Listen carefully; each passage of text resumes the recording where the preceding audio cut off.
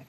So perhaps the biggest question, or one of the biggest questions swirling around, has the president or have other White House officials in any way obstructed justice? We've had that question raised here. Let's listen to how a couple of senators pressed Comey on that point today. Do you believe there were any tapes or recordings of your conversations with the president? It never occurred to me till the president's tweet. I'm not being facetious. I hope there are, and I'll consent to the release of. So both of you are in the same findings here. You both hope there's tapes and recordings.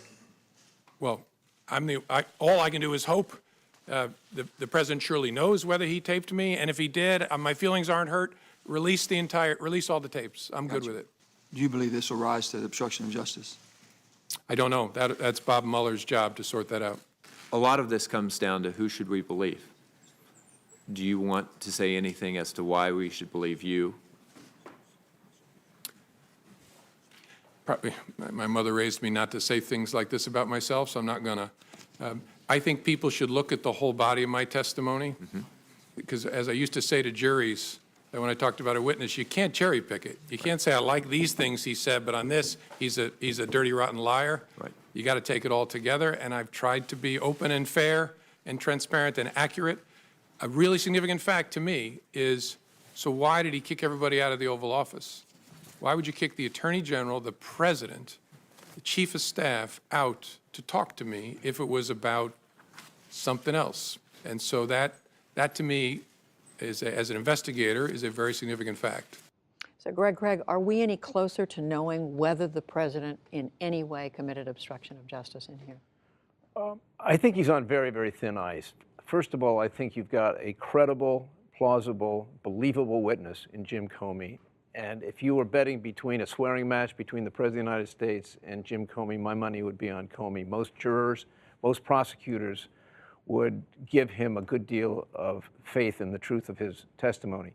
Secondly, the real issue here when it comes to a criminal prosecution is whether he falls within a Title 18 United States Code provision that almost word for word describes what some people would think Donald Trump has engaged in. And most prosecutors that had that kind of evidence against an individual wouldn't hesitate to bring a prosecution. It is, I believe, right now, an indictable offense. But there's no way in which you can bring that kind of case against a sitting president. So then you move to the question of whether this conduct rises to the level of an impeachable offense, because that's the exclusive way that the Constitution lays out for limiting or removing the power of a president, a sitting president. Is that how you're thinking about this, Carrie Cordero? Well, I think certainly there is a difference between the criminal aspect and what this is actually going to move to is whether or not obstruction can be found as a political matter. But I think the other piece is that I think observers are looking for what's the one act that happened that is going to make the obstruction case. And I think when they look at this, what we're going to find is there's a timeline and there's a series of events. It was some of the conversations. It was the dinner meeting. It was the will you, be loyal to me at the same time of discussing job security.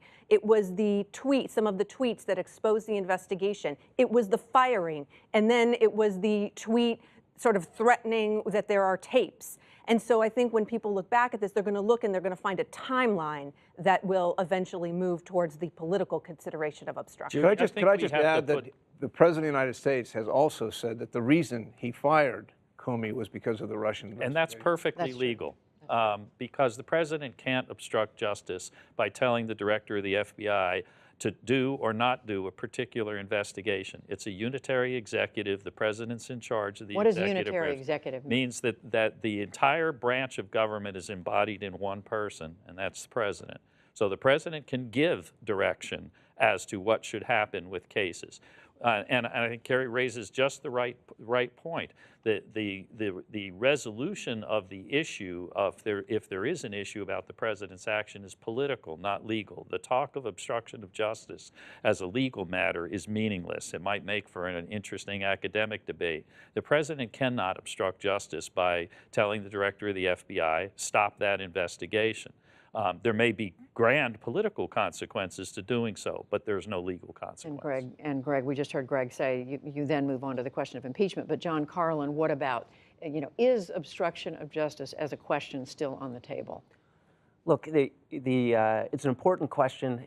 The referral or saying it's in the hands of the special counsel in that sense isn't quite right. So what the special counsel could do and approach it like a prosecutor and investigator and say, is there corrupt intent when the act was taken? And here the act would be the firing. I disagree with George on whether or not that would constitute the criminal offense. The guidance in the Justice Department guidance says not that you can't commit a crime as president, but that you can't be indicted while you're the sitting president. So they could build out the facts, they could make out the elements of the case. But then I do agree what there has been less focus on is what happens with the special counsel's report. Under the old statute, you knew that would go to Congress with a referral if they thought a crime would be committed. Under the current terms, it actually isn't clear. At the end of the day, the acting Attorney General, which is Rod Rosenstein, needs to make a report to Congress. What's in that report isn't clear. George, you shook your head. Yeah, I Brief mean, it's not a matter of Justice Department guidance or procedure. It's the Constitution. The Constitution places the president in charge of the executive branch. I'm not trying to defend the decision, but the fact of the matter is the president has complete and utter legal authority to fire the director of the FBI, including for pursuing a particular investigation. All right,